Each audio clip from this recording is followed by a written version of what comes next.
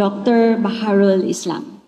Good morning. Assalamu alaikum. It has been a pleasure to be here again. 2 months back, I was here talking to some of the digital colleagues in another forum. My wish to visit this country was granted so fast, thanks to DAP and others in the management. Thank you very much for having me here this morning. I'm here to come to share a story. I'll try to lessen the data as much as possible and not to bore you. As a teacher, classroom teacher, my first duty, whether I teach or not, my teacher said that you should not bore the students. They should not leave the class disinterested. So I'll try to keep the journey as a story ongoing, unfold in India. I call it India's digital journey and digital governance journey as a smart move. And we have challenges which we have gone through. And lastly, I'll see where we are leading to the way forward. Fine, thank you. Now, as far as the smart moves are concerned, what are those? If I have to tell you the story in one word, services. Services and services. Citizens, when they reach through the digital governance system, if the services are delivered at doorstep, if citizens saves money traveling to offices, if citizens are delivered records and other documents which are necessary for identification, then digital journey becomes faster, easier and smoother. Other things fall in line because services are so required for a large country like India that every nook and corner of the country, the last citizen has to be reached by the government services. So we start with the services like DigiLocker, 137 million users, 562 million documents online. We have Mobile Seva. Seva means services again. Mobile services, which have 200 live applications. So 200 government formal processes can be completed from the ease of home. Then we have My Government In, the major government initiative to contact and connect the citizen with the government services. We have till now, the latest figure is 27 million users. We have Umang, unified mobile applications of new age governance. Because a large number of governments and departments, there is always a danger of overlapping each other. For example, our Motor Vehicle Act, though it is a central law, but each state has its own policies and licensing and fee structure for your vehicle registration or getting a driving license. So there was always a danger that when we launch a large number of applications online, then moving from one part of the country to another, we have more than, it's a large country, you have 30 odd states, 29 states, union territories. So how do each of these will coordinate? So we have Umang, Unified Mobile Applications, where we have 1,668 services and we have around 20,197 billion payment services. Now these services were delivered online and we are moving forward. Then we have this unified payment interface, 376 banks connected. We have Meri Pehchan. One of the things which in the beginning we faced is that identity. Identification of citizens to gain trust of the people that transacting online, the services, documentations and other things which are done. And one of the key issue was obviously our identity. Meri Pehchan means my identity. National single sign-on services. Now we have almost 1,500 services of various ministries and state which you can enter with single ID, user ID and passwords. Otherwise, as you can know, if you have more than 3 bank accounts, it becomes very difficult to remember the PIN and ID. So that was a challenge we went through. The next is obviously the M, mandate. The digital movement or digital e-government services have to have a kind of top level lead. The nation must move in a single synthesized integrated mission. And therefore, it was necessary that the mandate comes from the top. We have therefore the government mission, the Digital India mission, which is basically started with the unique biometric identification system. We call them Aadhaar. Till now, we have 1.3 million Aadhaar cards, which have been a billion Aadhaar cards which have been issued. Then we have ICT champions at the rural level. Because it is a top level national mission, so there is always a danger that something which will come from the top to bottom actually fizzles out or get diluted or disrupted at the lower level. So what we did is that in India, while the top level mission is very clear that the Digital India will move forward, every villages will be connected, we identified that this should percolate down to the lower and there should be a bottom-up approach. And one of the bottom-up approach is that ICT champions we have in villages called common service centers. So we have 5.2 million common service centers in villages. One of the things which these common services centers are providing, for example, online registration, 753 hospitals online. We have 557 hospitals which you can access and get an appointment across the country. And you can see that 6.8 million appointments are booked. Then we have Jeevan Praman. Jeevan Praman means life insurance. Jeevan is life, Praman is some kind of certainty. Digitizing the process of securing the services of pensioner. One of the oldest problem, and every household faced it, is our elders when they get pensions. They get older and they have to run to the bank and government treasury for their monthly pensions. So looking at them, it was necessary that the digital services help them the most, who have difficulties in commuting in buses and public transport, spending hours in a bank waiting for their money. So this Jeevan Praman, digitizing the certificate of pensioners, till now we have issued 68.5 million digital life certificates. As you know, the life certificates is very important for a pensioner to get their pensions in time. They have to prove before the treasury or the bank officer that they are still alive and therefore the pension will be credited to their account. And this was the difficulty where they have to go and appear before an officer and sign. Now we have digital life certificates which our elders can enjoy. Then going to the next, access.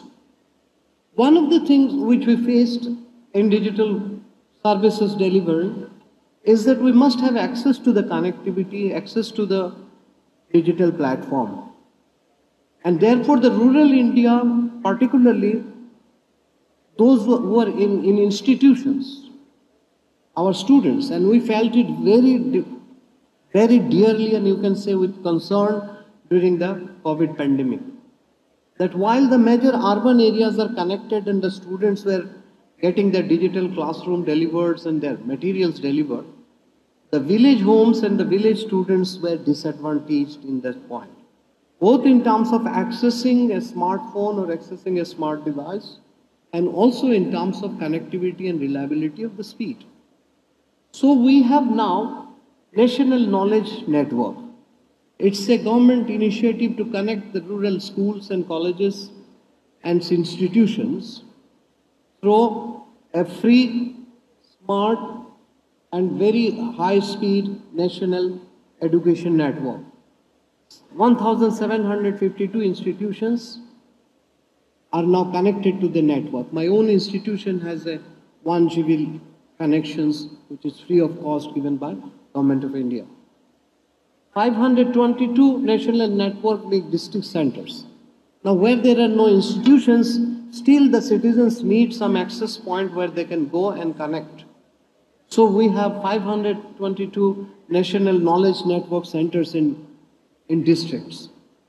Now because of this, If my institute wants to deliver and connect to my students, we have these district centers where my students can appear and we can deliver it from anywhere in the country. We have account aggregators. One of the things we notice is that the small and medium enterprises, they do not have the financial, you can say, strength or initial investment to get into the digitization process or digital banking or digital credit. Therefore, now we have, this is a figure pre-COVID, only 92% of India, 92% of India's micro and medium enterprises, they were outside the credit loop. And therefore, we have a gap between $250 million to $300 million. Now, this is a gap we have to cover. Now we have account aggregators where small and medium enterprises can have those credit gaps met out or mitigated. Now this new architecture called aggregator is it easier for individuals to have asset-backed collaborations or asset-backed collaterals based on which they can get credit. Then we have India Stack. Basically, this is what is at the background of the account aggregator. It's a digital public infrastructure which is interoperable, and it is basically digital blocks built on open standard and specifications where institutions and organizations will use their services. Next is R. India is basically a rural country. 75% of our population lives in rural areas. So whenever we talk about e-governments and government digitalizations, we have to focus on our village population. What were the main area of our rural focus? Digital Village Pilot Project, which was started in 2018. Now we have 700 village councils, digital services being offered. There is a major digitalization process we started, which is called Bharatmala project. We connected more than 250,000 village councils across the country through a broadband network. And while doing this, we'll come to the infrastructure part, we have to do a lot of infrastructure sharing, but we made sure that all our villages are connected through a steady broadband network. And because they're connected, now we need applications. Initially, we faced it that if you put a modem and a optical fiber goes to the village council or village headman's house, it doesn't mean the village is digitized. It needs the villagers to access some services through the digital line, otherwise it becomes another dark fiber lying in any corner of the country. To mitigate this challenge of first providing the network and next launching the services so that the village population can actually use the network which we have established, we have now village council services which are offered, and some of these are digital health services, as we have said earlier, the medical appointment and medical consultations, education service, financial services, skill development at village level, and governmental services, and obviously B2C services. Now there are 700 services which you can access at the village level. Then we have Open Government Data Platform. Now because the citizens are connected, we are now getting our planning and governance policies and formulations becoming more evidence-driven and data-based. Because whenever the citizens are connected, we get access to a lot of data. And therefore, the data sharing and promoting innovation and non-personal data, for example, Open Government Data Platform has been developed. More than 5.9 million data sets across 12,000 on 13,000, almost 13,000 catalogs are published.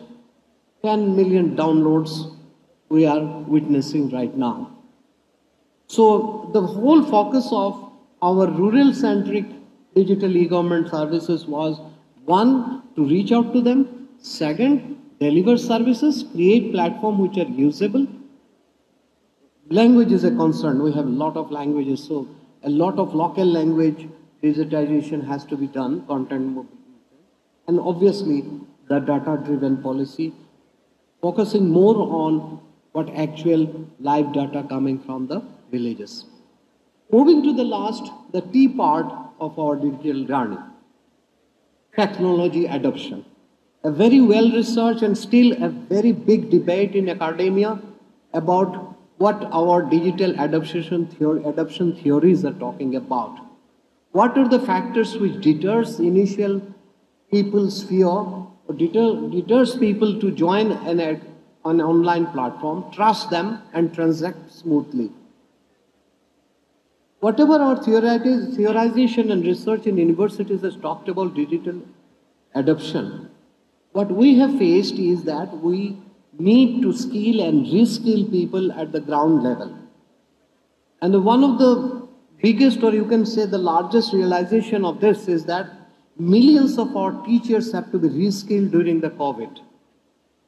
Developing course material, learning and teaching in a classroom is one thing, and delivering the same service, same education, same learning through a digital platform is a completely different ball game. So we need to reskill people on various platforms, our village services, our government officials, civil servants like you. They became champions of using digital government services. If my district head, who is basically called district commissioner, if he is a digital ICT champion, then we find it very easy to percolate down to other civil servants or wall level officials who actually get in touch with the government service. So we are reskilling and upskilling 10 new emerging technologies. These are the areas which we are focusing on: Internet of Things, big data, automation, additive manufacturing, 3D printing. All are the areas where we are looking at as a technology adoption for the next generation. Our educational programs are getting reoriented towards this. Our National Education Policy 2020 has been launched, which are focused on these new areas of education and reskilling. The second aspect of T is electronic manufacturing, modified special incentive package. 350 applications were received with investment of 86 million rupees. Now we are looking at electronic manufacturing as going to be making our electronics and digital services, devices more affordable. And this is one of the areas where we are looking at. And therefore we are creating electronic manufacturing clusters, which will have 19 greenfield structures where our various states or regions will be creating manufacturing hubs for electronics and smart devices. Now, what are the challenges we faced? While these smart moves really moved the country forward, the journey has not been always smooth.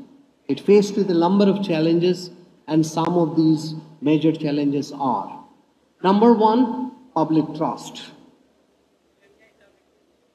And this public trust, interestingly, when we do the research, we always look at whether public is trusting the government or a government which is appearing on screen, which is asking for data, information, documentation, and payment. Most of the time, we found it more difficult that whether government is trusting the citizen. It's a both way round of trust.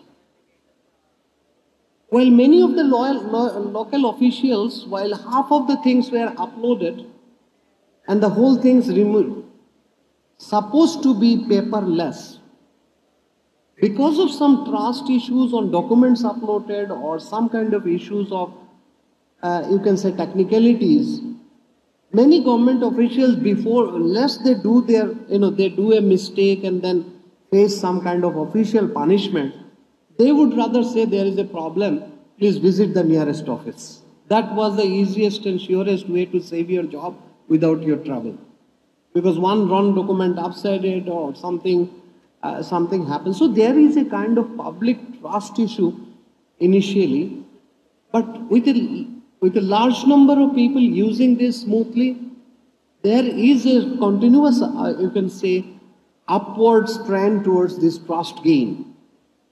Second, we are talking about the digital divide.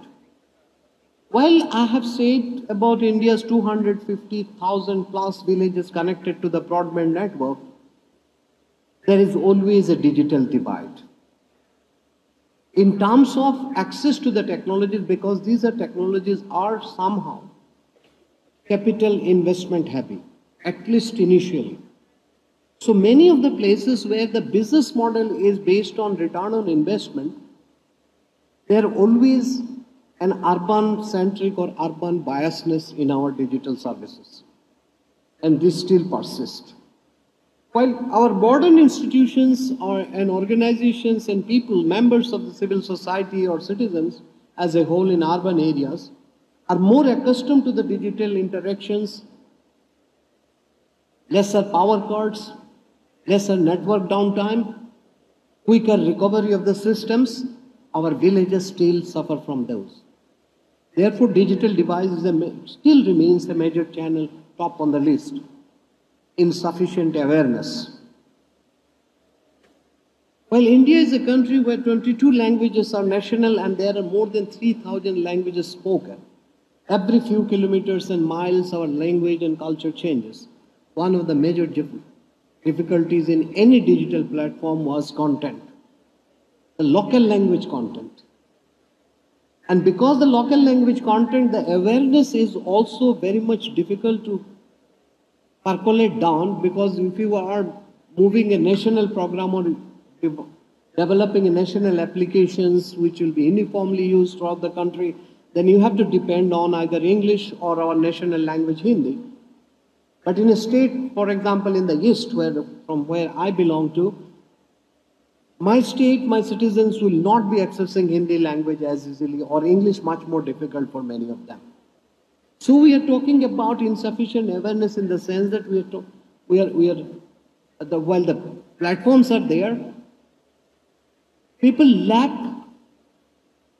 the awareness of this digital facilities where they can have voiceover, for example. If they cannot read Hindi, the machine can read to them. They can listen. But this awareness of digital help or digital tools which can overcome the difficulties of languages, of overcoming difficulties of hearing, writing, most of these things are still at a nascent level of usage. So we are looking at how do we increase those usages in future. High infrastructure costs. As I said earlier, infrastructure costs are really heavy, particularly in remote areas. In far-flung remote areas of the Northeast, for example, for covering one village with 2 or 3 or 10 families, we have to invest millions to reach out to them. And therefore, there should be like Universal Service Fund and many other things we are trying on, or we are trying most of the time through infrastructure sharing, so that when we deliver the power line or water pipes or our gas pipelines, whether they can carry the optical fiber along, and perhaps we save the cost on that. Privacy and security concern. Very recently we passed our data privacy and liability bill in the Parliament in 2023, late 2023. With increasing number of joining the digital bandwagon, privacy issues and security concerns are a major challenge. Whilst the civil society per se, or the more liberal democratic society of India, is concerned about the government's control over the people's data, particularly the biometric data, at the same time they are also very concerned about who protects our private documents, from hotels to telecom operators to every other services which we access through Aadhaar, the national identity system. It captures our biometric data. Now, how far those hotels and telecom service providers and financial institutions will protect our data, that's a major concern. So now we have a bill, and it is hoped that this new law will mitigate those concerns in near future. Accessibility issues are still there. While institutional access like institutions, village councils and others have been granted, Individual access is still an issue. The famous picture from the recent history of India's digital journey is our railway platforms. While our railway infrastructure, now railway is basically a rail service company, but now it is also a telecom infrastructure company. It provides access to internet through its optical fiber, which it has laid for its own communication system across the railway line throughout the country. But now they are opening up their telecom because most of their fiber is not used. Hardly they use a small part of those fiber for telecommunication of railway. So rest of the fiber they are using it for commercial purposes for public use. And one of the beautiful thing in India, in many rural villages you will find, you will have a rural railway station where internet service is free for the passengers, as in airport and railway stations. And most of the students come to the railway station to access their learning materials free of the cost from internet. And one of the famous story, if you go to Google, you will find is a Sasaram railway station in Bihar, central India, where student comes in thousands and hundreds in morning and evening to the railway platform to sit there and access their digital learning. Because those village students do not have access to the digital platform from their village schools or homes. So they have to come to the railway station. Now the access is still an issue. Limited computer skills is a challenge. When you deliver services, most of the time it remains centric around one trained personnel in any institutions or organizations. So we have to create master trainers so that it percolates down to everyone. So when we started, for example, in digitalization or the online classroom system, or now we have NPTEL, National Program of Technology-Enabled Learning, where each teachers, for example, I deliver some of the top management classes. Earlier it was only clustered around my institution. Those students who enter my school can learn those. But now we are supposed to upload our classes for any institution or anybody to access them free of cost. Now, while NPTEL was launched, most of us, the college university professors and teachers and lecturers, were supposed to be friendly with that. But most of us could not join because of the inhibitions or inertia to join a digital platform. Now, this is because of their computer skill. While the person might be very knowledgeable in his own subject, but in this case, when you develop it in a digital education platform, you have to be equally skilled in to know how it is being operated. The medium must also be there. So many of the old professors of my institutions, for example, the strategy professor or the accounting professor, who used to draw the balance sheet on the board, they find it very difficult to manage through the digital platform because each entry has to be entered and it has to be animated and many other things. So digital learning skill or computer skill has been a challenge. And resistance to change. Yes, there are still thousands and millions of people who resist changes, whether it is digital or not. And this remains. Now, where we are going forward to? I have 5 points to make here. One, cost reduction. Reducing government expenses and curbing corruption. In future, we will be using more and more data. Now, we'll be sitting on huge databases. Whether we can utilize those databases for better planning and policy implementation. And therefore, we need to look at. We had our own experience. If you have seen the headlines for all the bad reasons, 3 of our very well thought, well planned and well intended agricultural bill have to be withdrawn by the government, even after being passed by the parliament. It was in news pre-COVID or around COVID. Because the farmers of the country agitated. They sat on the road for months in protest. Now there cannot be any more example of policy formulation versus people's aspirations. If we could have used the digital platform, if we could just run a Google, what they call a poll or Google-based form, to know what the agriculture, the farmers actually want. We could have known earlier that these three bills, which were passed by Parliament as good bills, the farmers saw it otherwise. They came in such a huge protest that the government has to ultimately withdraw the bills, withdraw the laws from execution. So in future, we are looking at data utilization to avoid this kind of people desire or perceptions versus government's policy and formulations. And therefore, we are looking forward to a more harmonized policy formulation. Thank you very much for your time.